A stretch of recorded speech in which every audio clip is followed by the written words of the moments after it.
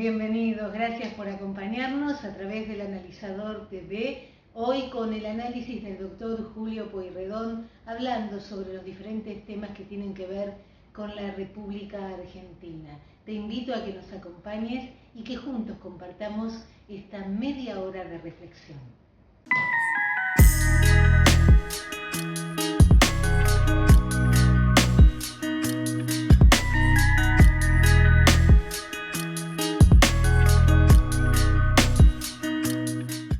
¿Cómo les va? Bueno, hoy vamos a tener que analizar varios temas, pero creo que hay uno sobre todo que es uno que no podemos dejar pasar. Si bien transcurrieron ya varios días desde el 1 de marzo, pero creo que tenemos que ver un poco cómo fue toda la temática del discurso presidencial. Creo que realmente pocas veces hemos visto un discurso presidencial que estuviera tan cargado como este de campaña política. La verdad, no se planteó nada, no se dijo nada de cuáles son los proyectos, no se hizo mención a qué es lo que se pretende hacer, qué es lo que no se pretende hacer, cuáles van a ser los objetivos para lo que resta del año y del periodo presidencial del actual presidente. No se hizo autocrítica, no se hizo absolutamente nada. Simplemente se dedicaron a decir frases hechas tendientes a demostrar, por ejemplo, que la campaña está en ciernes, criticar a la oposición, criticar en forma ya hasta maleducada, diría, a la Corte Suprema.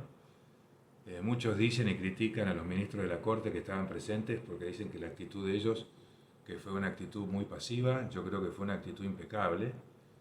Ellos se quedaron ahí sentados, escucharon cómo se los agredía, cómo se atacaba al Poder Judicial, cómo se quiere básicamente anular por completo la potestad de la justicia, lo cual es gravísimo, porque si se altera la división de poderes, podemos llegar a una situación de crisis absoluta, anárquica, como ya lo hemos dicho, y los dos ministros que estaban realmente escucharon, totalmente en forma tranquila, no reaccionaron, que probablemente era lo que se estaba buscando, a ver si ellos reaccionaban, se levantaban y se iban, pero no.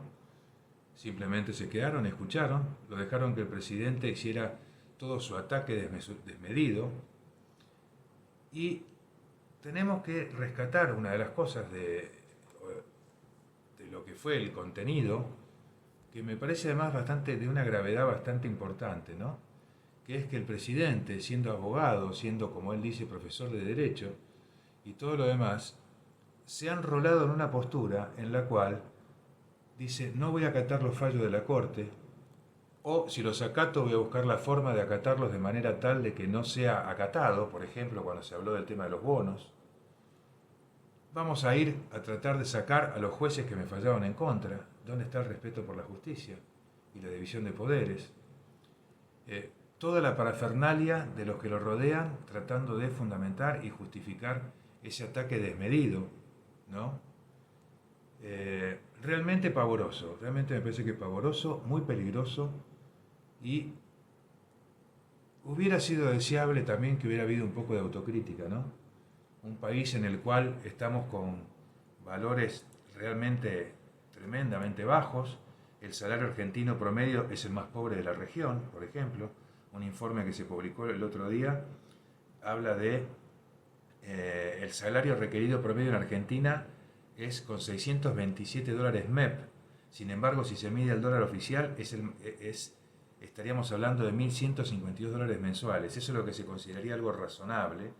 Y sin embargo, la Argentina, cuando uno empieza a ver en dólares el salario mínimo y lo lleva al blue, que mal que nos pese es el dólar que se maneja en todos lados, o el dólar MEP, o el dólar contado con liqui, que es lo más cercano, estamos lejísimos de estar en una posición. El salario argentino promedio en dólares es ridículo, ridículamente bajo. Al punto tal que por eso es que los extranjeros pueden venir y vienen con dólares, vienen con euros y la pasan bomba. Hacen lo que quieren, consumen, gastan. Les parece hasta regalado el país. Eso es el reflejo de lo mal pago que está el asalariado argentino. lo poco que están ganando los empleados argentinos, lo mucho que vale el dólar y lo poco que vale el peso. De esto, por ejemplo, no se hizo ninguna autocrítica. No se hizo ninguna autocrítica sobre el aumento de la pobreza, no se hizo ninguna autocrítica sobre la inflación, que no la pueden frenar. Dijeron que le iban a frenar, Massa levantó la bandera del paladín de la economía y se ha clavado en más o menos los mismos índices que se venían manteniendo de antes. Podemos decir a lo sumo que el mérito sería que la pudo frenar el avance hacia una hiper, nada más, pero no que realmente haya podido controlarla. Seguimos con índices de un 6%, o sea, un 6% mensual.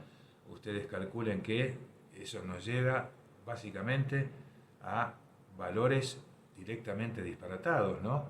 Como de un piso de 70 y pico % anual, cuando todos sabemos además de que por los índices de algunos meses se llega a cerca del 100%, ¿no? Por otro lado, no habló tampoco de toda la parte de los beneficios que se han obtenido en materia sindical. ¿Cómo puede ser que si se habla de una inflación de un orden de un 5 o 6%, que estaría hablando más o menos un 70, 70 y pico %, cómo puede ser de que algunos sindicatos hayan planteado aumentos del 110%, por ejemplo, o han tratado de plantear paritarias con valores de ese nivel, y que el gobierno no haya hecho nada, no haya absolutamente nada, no, por lo menos no haya manifestado su disconformidad, porque eso genera inflación también. El aumento desmedido de sueldos por encima de la inflación provoca que el costo hombre, costo persona, en materia industrial y de trabajo, genera que eso haya que aumentar los precios. O sea, hay factores y elementos que de esto no dijo nada el presidente, o por lo menos no dijo cómo los iba a manejar, que siempre generan inflación. Uno de ellos es la nafta, otro es el aumento de los sueldos, otro es el gasto público, otro es la falta de inversiones y de insumos. En este último me voy a detener. Tampoco de esto se habló, de la problemática que hay con el tema de los insumos. Faltan insumos médicos, faltan insumos industriales, no entran al país. Hay montones de pymes o industrias que nadie se preocupa por ayudarlas o por acompañarlas para que puedan llegar a crecer. No hay políticas serias de Estado, no hay políticas lógicas. O sea, de todas estas cosas que eran fundamentales como para decir tratemos de cerrar el año, de eso no se habló nada prácticamente. Fue toda una suerte de campaña política, de crítica, demagogia y ataque a la Corte. Realmente me parece tremendo. Encima, bueno, un colofón, pero ya estamos acostumbrados a estas situaciones que indudablemente no lo cuidan mucho el presidente, cuando habló de que la Argentina era el referente de energía del mundo y 15 minutos después se quedó sin luz la mitad del país, ¿no? Parecía una cargada, parecía realmente una cargada. Entonces, pero bueno, ahí yo también me pregunto un poco, esta frase que él dijo, ¿es demagógica? Sí, es demagógica. ¿Es equivocada? No, no es equivocada. ¿Por qué? Porque si se hicieran las cosas bien, si hubieran políticas de Estado, como corresponde, Argentina tendría que ser un proveedor de energía, ya sea de petróleo, de gas, el tema del litio, el tema del agua, el tema de todo lo que tenga que ver con los parques eólicos. O sea, Argentina tendría que ser un productor genuino de energía permanente.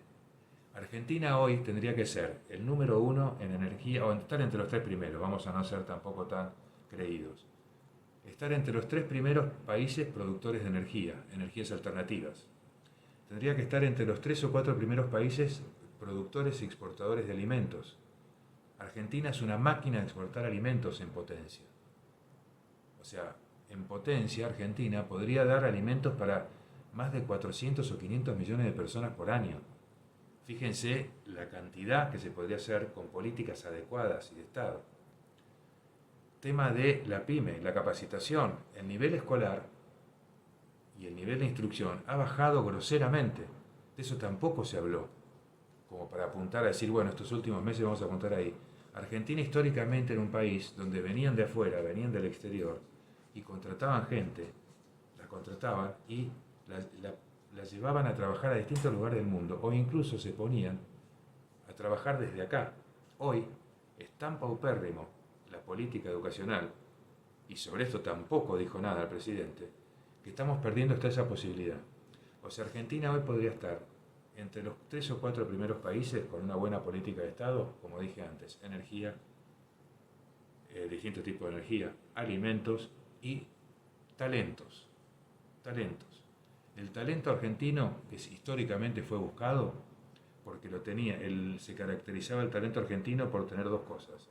Primero, la capacitación, que era fantástica, y segundo, la originalidad. Lo atamos con alambre, porque el argentino, esto lo decían incluso, por ejemplo, médicos o empresas con los ingenieros, el argentino, si no encuentra la solución desde la parte técnica, le va a encontrar una solución, pero la va a encontrar. Todo esto se perdió. Ahora, de todo esto, que podría haberse definido una política, una estrategia, una idea, como para decir, bueno, estos 10, 11 meses de gobierno que quedan, voy a proponer políticas de Estado, como para que ya queden, y sentarme con la oposición, definimos política de Estado, nada. Vamos a hablar un poco sobre la necesidad de las políticas de Estado, pero ya lo vamos a hablar en el próximo bloque. Pero fíjense que fue realmente lamentable el análisis que se hizo, y realmente como argentino me da bronca, me da mucha bronca, que todos estos tipos se dediquen a hacer política, se dediquen a matarse para ver cómo se posicionan, y mientras tanto el país no es que va en caída, va en picada grosera, está yéndose de punta para abajo. Por algo dicen que el argentino, ¿cómo saben que un argentino toca fondo? Porque es el único que agarra una pala y escarba.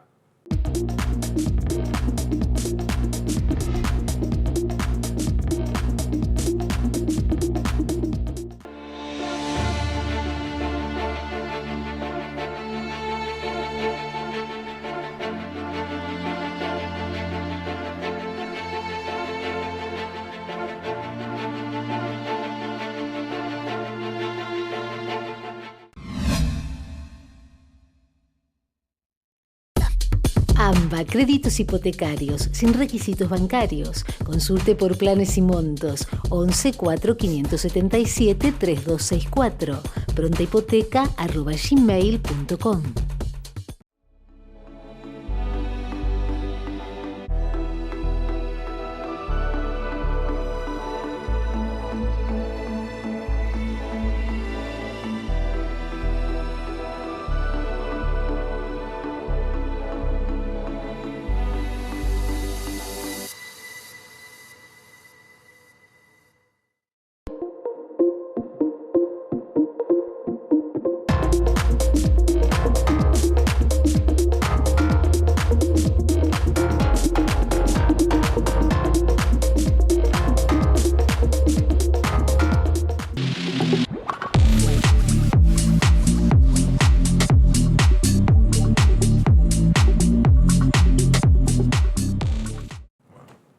Quiero hablar, sí, de políticas de Estado. Fíjense el tema de la importancia que hayan políticas de Estado. Las políticas de Estado son esenciales para todo país. Todos los países, incluso vecinos, que han logrado tener estabilidad económica y estabilidad política, respetando soberanía, tienen políticas de Estado. ¿Qué son las políticas de Estado? Y son determinados temas, como por ejemplo agarrar y decir, por decir algunos, una política de Estado sería, bueno, vamos a fomentar todo lo que tenga que ver con energía de manera tal de generar que se generen industrias, generen exportaciones y producción, ya sea local o por extranjeros que vengan e invierten, y que obviamente controlemos que esa inversión, eso no es vender la patria, no es vender la soberanía. ¿Por qué? Porque todo ese dinero que entre de esa explotación, el dinero va a entrar a la Argentina y va a generar fuente de trabajo y fuente de producción. Tema alimentos, otra política de Estado. Debería definirse que cualquier política que haya que hacer deberá protegerse todo lo que tenga que ver con el fomento de la producción de alimentación, ganadería, agricultura y producción alimenticia de todo tipo. Que Argentina realmente se convierta en el granero del mundo. Otro tema que obviamente les duele, pero que es necesario, el tema de la política sobre la reforma laboral. No puede ser que sigamos sin la reforma laboral, no puede ser de que la gente no pueda contratar empleados, y no los pueden contratar primero porque la industria del juicio es tremenda, y segundo porque nadie quiere trabajar por el tema de los planes. Entonces tiene que haber una política de Estado para ir terminando con los planes. Muchos incluso del oficialismo ya lo han dicho. Hay que terminar con los planes, convertirlos en subsidios y de esa forma ir determinar un periodo de tiempo como para ir acabándolos. Y de esa forma lograr también, junto con una flexibilización laboral, que la gente pueda empezar a reinsertarse en el mercado laboral. Ya los otros días fue tremendo la cola para 200 puestos en un supermercado. Habían más de cerca de 8.000 o 9.000 personas haciendo cola para entrar. A pesar de todo esto, imagínense si hubiera inversión, si se pudiera invertir, si se pudieran generar industrias, si pudieran venir industrias y hubiera una flexibilización laboral que permita contratar sin tener miedo a que el juicio después nos termine llevando a la quiebra, ¿cómo se reactivaría ese mercado laboral? Otra política de Estado es la política impositiva. No podemos seguir siendo el país con mayor carga impositiva del mundo. No podemos escuchar que hayan payasos que sigan diciendo que todavía hay que agregar otros impuestos nuevos. No podemos permitir conceptualmente que la gente tenga que pagar impuestos aun cuando no gane plata. Hasta los países socialistas, por ejemplo los escandinavos, que tienen impuestos altísimos, pero los pagan sobre la ganancia, sobre la gente que realmente gana plata. Acá es el único país donde se le saca la plata al que la tiene, que la ganó genuinamente, trabajando, y sin importar si ganó o no ganó plata ese año. Por el hecho de que ganó en algún momento, hay que sacársela. Eso es populismo berreta. Eso es llevarnos hacia el comunismo. Eso es llevarnos hacia un izquierdismo realmente lapidario. ¿Por qué? Porque eso lo que va a generar es igualar para abajo. Y cuando hablamos de igualar para abajo, no es igualdad. La igualdad va de la mano de la justicia. La igualdad tiene que ir con justicia, ¿por qué? Porque la igualdad no implica que dos personas tengan que tener lo mismo. La igualdad implica que las dos personas puedan tener similares oportunidades, similares posibilidades, y para eso hay que tener esta política de Estado. Y que después cada uno crecerá en base a su esfuerzo y a su mérito. Pero claro, para este gobierno la meritocracia no sirve. Entonces, ahí es donde empieza a hacer agua cualquier política que quieran meter. Pero fíjense que igualar es dar las posibilidades a todos por igual y que obviamente cada uno, en la medida que pueda avanzar y crecer, crecerá. Y ahí ya no podemos exigir una igualdad. Esto es como ese caso que se contaba de una chica que le preguntaba al padre, decía por qué las personas tenían que ser iguales y se había que distribuir todo de una determinada manera, ¿no? Entonces tenía esa discusión y el padre le hablaba que no, que había que trabajar sobre el mérito. Un buen día la hija viene y le dice, papá, ¿viste que fulana va a perder las cursadas de las materias? Ah, ¿y por qué? Le dice el padre. Y dice, porque no le alcanzaron las notas. Dice, ¿no le alcanzaron? Dice, no es como yo, que tengo promedio arriba de 8.50. Dice, bueno, ¿por qué no hablas en el centro de estudios y le pasás la mitad de tus notas a ella para que ella pueda también aprobar? Dice, no, ¿por qué? Si yo me rompí el alma estudiando, ¿y por qué le voy a regalar mis notas? A lo cual ahí el padre le dijo medio en broma, bienvenida al capitalismo. O sea, yo acá diría bienvenido al concepto de igualdad. Igualdad con justicia. Si esta chica se rompió el alma y logró ese promedio, ¿por qué tiene que regalarle sus notas a quien no se rompió el alma? Lo mismo, el que laburó, se peló el tujes trabajando, hizo una fortuna, hizo una posición, logró crecimiento, generó empleo, generó montones de cosas. Explíquenme por qué tiene que regalarle eso al Estado ineficiente o regalarle eso al vago, planero, que no quiere trabajar. Ahí hay otro tema, que insistimos con eso. El tema del plan. ¿El plan hace falta? Puede ser que haga falta, pero hay que primero hacerlo con un análisis muy profundo. El plan tiene que ir para realmente la gente que esté en condiciones muy, muy, muy extremas y que no tenga posibilidades. Y el plan tiene que ser a los efectos de que esa persona pueda sobrevivir o vivir con lo fundamental y básico. La idea del plan no es que esa persona esté salvada, porque si no, nunca va a querer trabajar. Nunca se lo va a poder motivar para que trabaje. Entonces, si queremos que haya trabajo, que haya crecimiento, que el país salga adelante, necesariamente tenemos que fomentar esta rueda. La rueda de la inversión, la generación de empleo, de capitalismo, de que el capitalismo venga y ponga plata. ¿Para qué? Para que después se puedan generar los empresarios, se puedan generar los pequeños locales y todo lo demás. Si no, ¿qué es lo que va a pasar? Van a seguir sacándole la plata a los que han generado algún ahorro, van a seguir sacándole la plata a las empresas, van a seguir sacando la plata de todos lados, y va a llegar un momento que se va a acabar. Cuando se acabe, ¿qué pasa? Ahí, chao, se igualó para abajo, que eso se equiparó, ya no es igualar. Se equiparó todo, nadie tiene nada, salvo los funcionarios que se llenaron de plata y que en ese momento, como dije en otros programas, se tomarán su avión privado y se irán a vivir a otro país con toda la nuestra, con toda la plata que nosotros generamos genuinamente con nuestro trabajo y que nos fue sacada a través de impuestos carentes de todo sentido o fundamento justo. Fíjense que incluso lo comentamos la vez pasada, el fallo que hubo sobre el impuesto a la riqueza, que hubo un juez que dijo que indudablemente un impuesto que te coma tus ahorros nunca es justo. El impuesto puede ser sobre una ganancia, nunca sobre algo que te afecte los ahorros. Cambiando un poco de tema, creo que hay otros temas también que son importantes, como el tema de las cárceles. El tema de las cárceles es un tema que indudablemente hace falta un control y una política también de Estado urgente. Primero, ¿hacen falta más cárceles? Sí, definitivamente. No garpa políticamente decirlo, pero hacen falta más cárceles. Entonces, ¿por qué no generan planes para fabricar cárceles?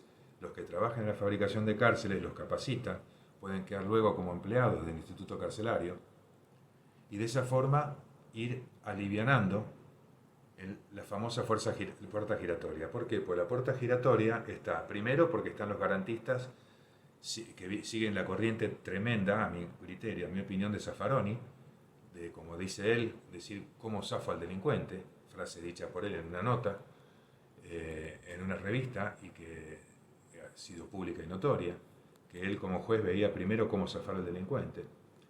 Y la otra es cómo zafar el tema de qué hacen los jueces con los presos, porque no tienen a dónde mandarlos. Entonces, primero, hay que emplear las cárceles. Segundo, ¿cómo puede ser que estemos hablando de darle a los presos toda la tecnología, comunicación, celulares y todo lo demás? Estamos todos locos. El preso tiene un sistema de horario de visita y tendría que tener un tema controlado. Tendrían que haber elementos de contralor. Si no, todas las mafias, el narcotráfico y todos los delincuentes hacen las estafas telefónicas, manejan el narcotráfico desde la cárcel, manejan todo desde donde se les da la gana y con cero control. Y encima el gobierno primero no hace más cárceles, entonces los amontona. Cuando los amontona, eso genera las famosas bandas. Esas bandas las empiezan a manejar los narcotraficantes que estén presos, que no son muchos, pero los hay, o los presos pesados. Entonces, eso genera también el efecto que se arma toda una suerte de AMPA interna adentro del penal, pero que sale para afuera. ¿Sale para afuera por qué? Por la tecnología que uno les da. Estamos todos locos. Estamos hablando de delincuentes. Y si bien las cárceles son para seguridad y no para castigo, también la seguridad es, cuando dice la cárcel serán para seguridad y no para castigo de los reos, pero la seguridad también implica que el reo no pueda seguir cometiendo delitos. Eso es parte del concepto de seguridad. ¿Por qué no lo aplican? Otra política de Estado que sería necesaria. Y por último, un tema que me parece importante, interesante, es un escenario de las PASO, ¿no? Presidenciales que salió los otros días.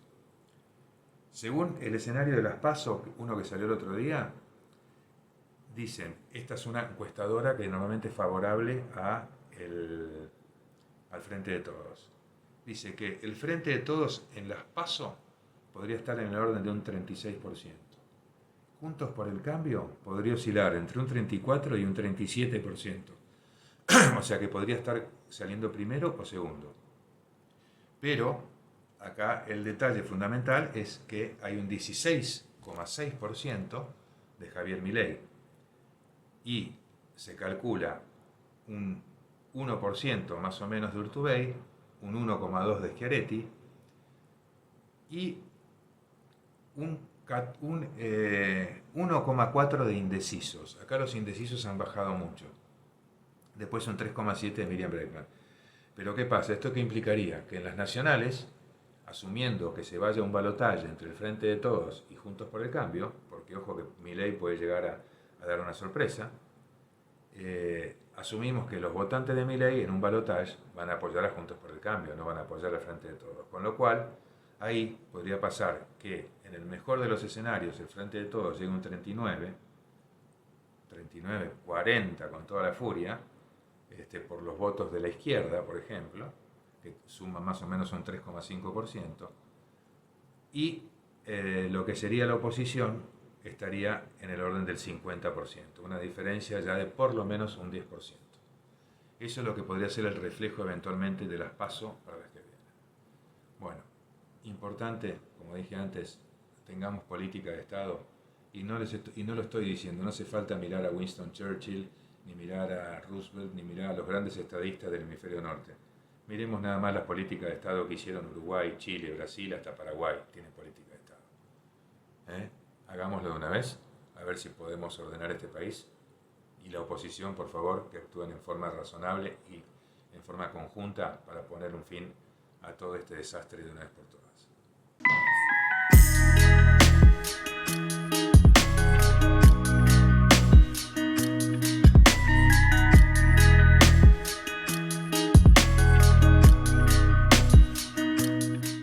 Y así llegamos al final de nuestro programa. Recordá que podés contactarte con nosotros a través de las diferentes redes sociales y nosotros muy gustosos estaremos respondiéndote sobre alguna inquietud, alguna denuncia, aquello que consideres que puede ser parte del Analizador TV. Muy buena semana para todos y lo mejor para cada uno de ustedes.